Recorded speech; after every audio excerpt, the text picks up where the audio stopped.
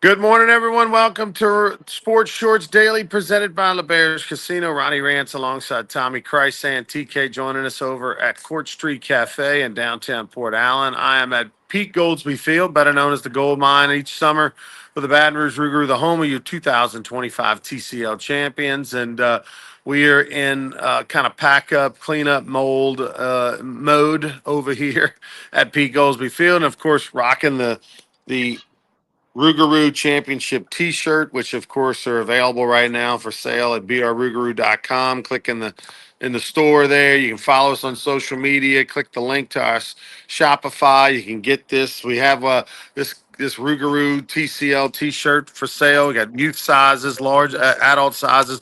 We'll restock as well in a couple days. But we also have white Texas Collegiate League Championship T-shirts as well. They're a little more generic, but they feature a different logo. So if you like that one, get that one or get one of each. But go to brrougarou.com and celebrate the Rougarou winning the state championship, the TCL championship. It's going to be interesting, Tommy. Look for something tonight on social media. A certain famous building in the state might be lit up green. We'll have that for you tonight on our social media. That's going to be pretty cool. Plus some other announcements in the coming days. We'll have a one or two celebrations to pass on to the public, ironing out the details today with some important folks. But we look for, sometime between now and the Saturday night, we're going to have one or two public celebrations with the Rougarou that folks can be a part of. So we'll pass on that information as soon as we get it. You can follow along at any of our social media, Facebook, Instagram, Twitter, or go to our website, brrougarou.com. You can also fill out to be a Rougarou insider. You fill out your information on there. We'll send out a blast text to all of our Rougarou insiders, any details as well. Tommy, obviously, it was just less than 48 hours ago. You were here at the Gold Mine Pete Goldsby Field to celebrate the Baton Rouge Rougarou winning their first ever TCL championship. Tell us about your experience. All right. First off, a championship's a championship, and it was a spectacular summer. They win 40 baseball games this summer. Roster turned around a little bit, some changes, which happens in all summer leagues. But the other night, a record crowd attendance in 4 years for the Rougarou. Celebrities in the house, from Skip Bertman to Todd McClure to Marcus Thornton and many, many, many others. Joel Davis was even in the house. Hunter McCann made an appearance. So, yeah. But the big picture was a championship. It was fun. I was so happy to be a part of it, and I ran down from the press box so I could be on the field to shake your hand and Casey's hand and Jackson, and then of course the coaches and the players. It was so much fun. For the baseball game, it was a heck of a ball game. It was a 2-run game till the Rougarou blew it open in the eighth. And how about the Rougarou pitching staff, which has been good all summer? Everybody that's thrown has only been a handful of bad outings, as they say.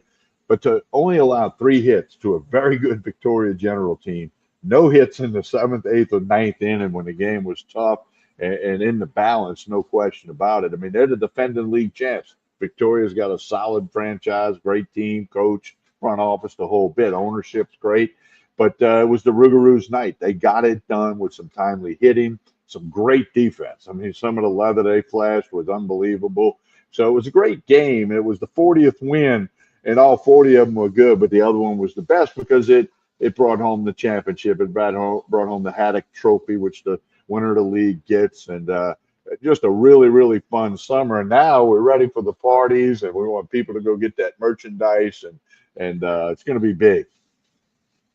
The thing about it, the Rougarou, it was a true team effort. I think we had 42 different players wear the uniform. You have a 30-man roster. We had 42 players wear our uniform this summer. You had some, our lineup looked very different at the end of July than it did at the end of June.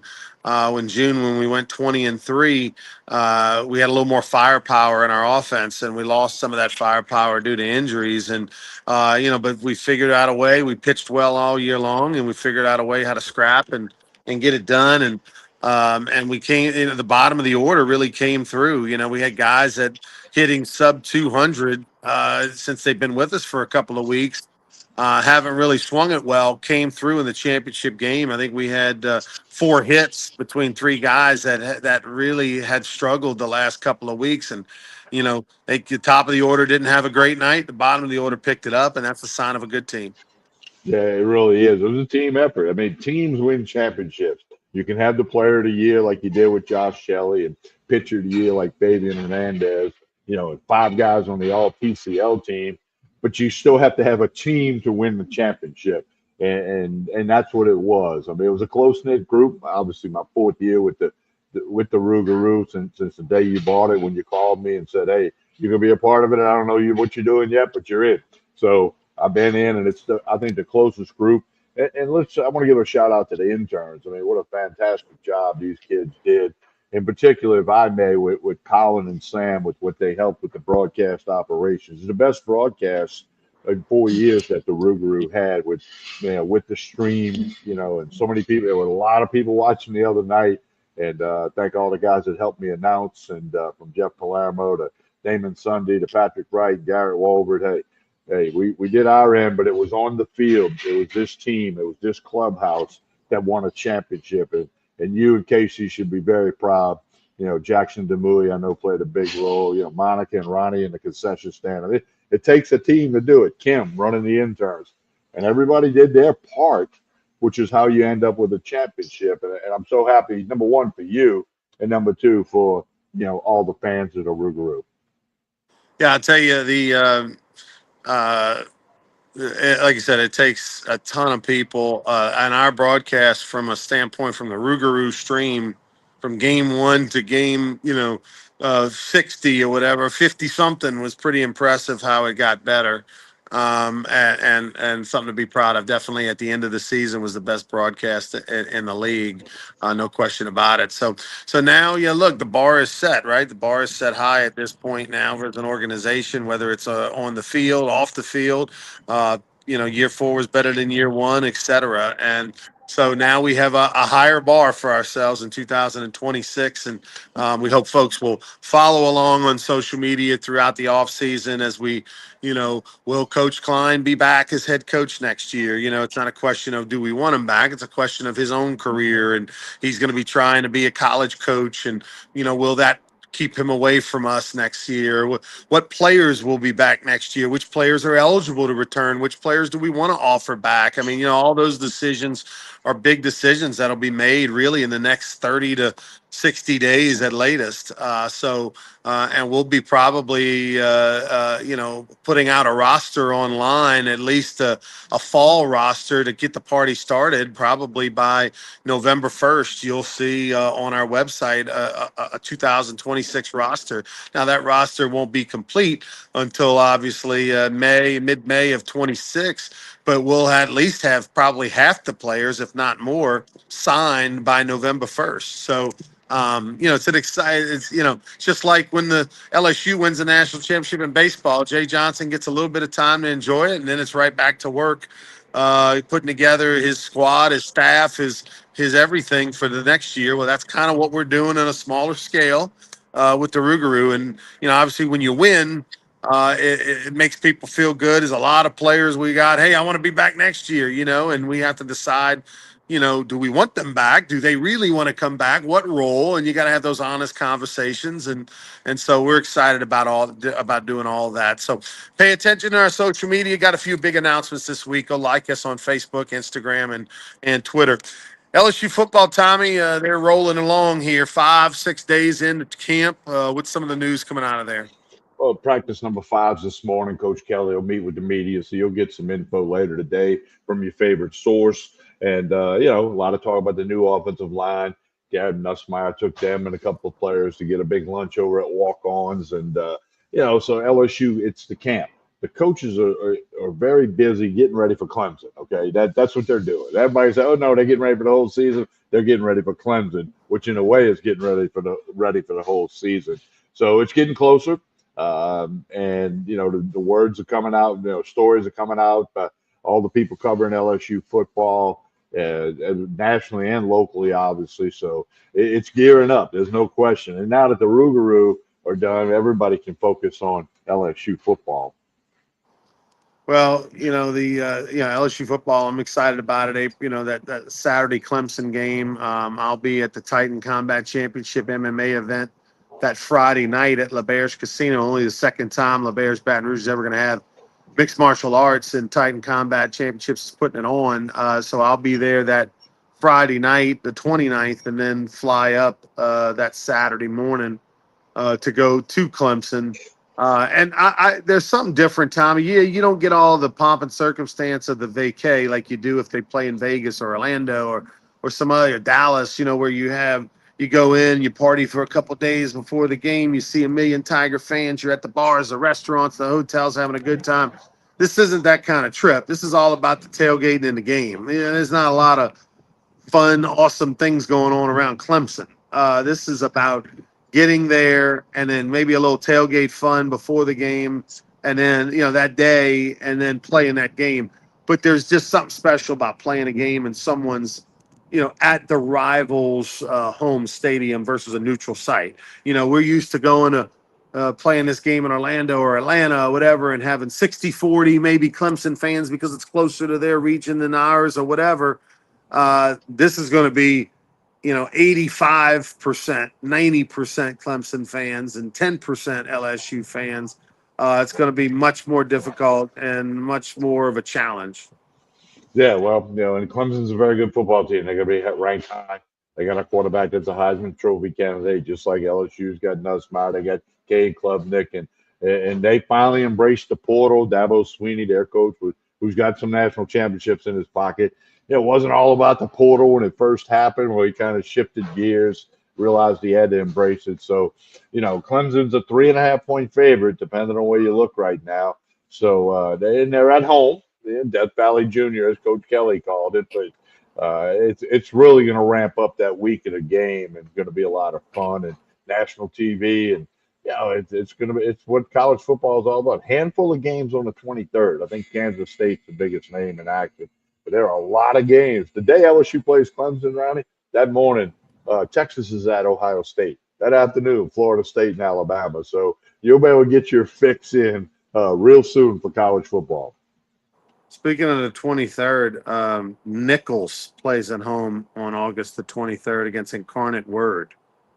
Thibodeau on August 23rd for college football. That shouldn't be allowed.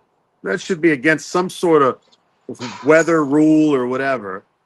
In Arizona, they have a rule where if the temperature's over a certain amount, they're not allowed legally to play a football game, in pads. And I think Louisiana should probably be that way as well. A lot of people that sit on the east side of Tiger Stadium agree with you, too. And when that day game, when that sun's coming down, it bakes the people on that side. But, yeah, I'm hoping the Nichols game's at night. I guess I could look it up. Well, yeah, I'm sure it will. Well, actually, I'm not sure. Look it up, Tommy, real quick on their website when that Nichols game is on the 23rd. Some reason there was a part of me that thought it was like a 3:00 start or something like that. While you're looking that up, while you're looking that up, I'm gonna tell folks about over at the New Orleans Saints. The Saints right now in training camp get a little interesting, with the whole quarterback situation. You got 3 quarterbacks all getting reps, and depending on who you talk to, one's doing better than another. What'd you find out, TK? 12 noon kickoff in Thibodeau. Yeah. Hey, TV dictates that. I guess TV didn't check the temperature forecast. I mean, I don't know. That somebody's got to think better than that. I don't know. Unless you are a parent or a girlfriend who they're saying I love you. I don't know who's there. I mean, I don't like who goes to that. Like, could you imagine being the Nichols band and they're like, hey, need you to be in the stadium for 10 a.m. dressed and ready to go? Like, no. Like, I want the basketball pep band gig. I don't want the football August 23rd full uni gig. Like, come on, man. But anyway, let's get to the Saints.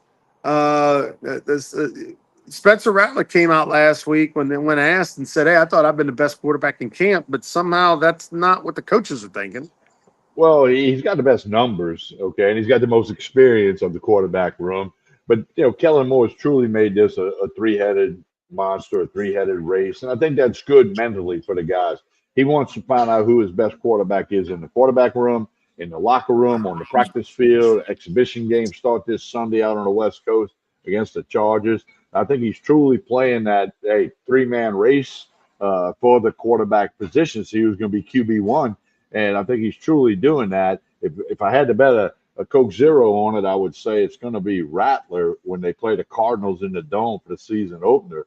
But, a lot of ground to cover. Now we'll see how the preseason games go. Normally preseason games are preseason games, but for the Saints and the quarterback position in particular, very interesting in the next bunch of weeks. Yeah, I can't wait for, I don't think I've been excited for a preseason Saints football game in years, but that's how I am. I want to see their first couple of games before they maybe rest some starters or whoever the third one. But I want to see how these cats fare, how that offensive line fares. Does this team look like it's the worst team in the NFC? Because that's what the prognosticators were saying. And so I'm excited. Speaking of August 23rd noon, how about the Saints? Last year they got to do training camp in California because their cafeteria and building and all was kind of getting a remodel. Hey, we get the West Coast, California, now Metairie. You think it's bad playing one game August 23rd at noon? These cats are in Metairie, and I know it's not true two-a-day training camp like it used to be. It's well known the Jim Mora era. Whenever they did training camp in Hammond at Southeastern, and did two-a-days up there a little bit, how brutal that was. Or no, Sean Payton, right? Sean Payton did two-a-days in Hammond. I think his first year, and that was on Jackson, as Mississippi as well has been the site. Imagine doing the true two-a-days in Jackson and Hammond versus what they're doing now. Now it's a watered down version, but with attorneys making sure they're not overheated. But still, I'm not a fan of Metairie two-a-days in August for football for the Saints. Much prefer the California vibes. I bet they all love it when they blow that horn and go, let's go inside, to the practice facility. I bet they can't wait to hear that horn go off when you're in that huddle or you're going through that drill. You hear that horn, it's like, oh, here we go. We get to go inside, or if the weather threatens, I guess. But, hey, it's part of it. We all know the weather in Louisiana. And by the way, Ronnie, the Rougarou finished their season Saturday night. And there's no chance of rain yesterday, today, tomorrow. Of course. Oh, yeah. I was peeking at it yesterday because I've been in the habit of looking at the rain every morning for the last 2 months because of the Rougarou. And I looked at it and saw that figures. It might rain Wednesday a little bit. But anyway, we all know the drill. We all know the drill in Louisiana. Yeah, no, I'm sitting here in Pete Goolsbee Field, the home of the championship Rougarou team, and there's not a tarp on the field, not a cover on anything. Just absolutely dry as a bone, Coach. Dry as a bone. We're over here in kind of cleanup mode, kind of packing up everything over the next couple of days, putting it away for the off season, and then we'll turn the stadium back over to Baton Rouge Community College. This will be their home, till we kind of take over again in early May. So anyway, we appreciate all of the fans. A lot of great memories made here at the Gold Mine this summer.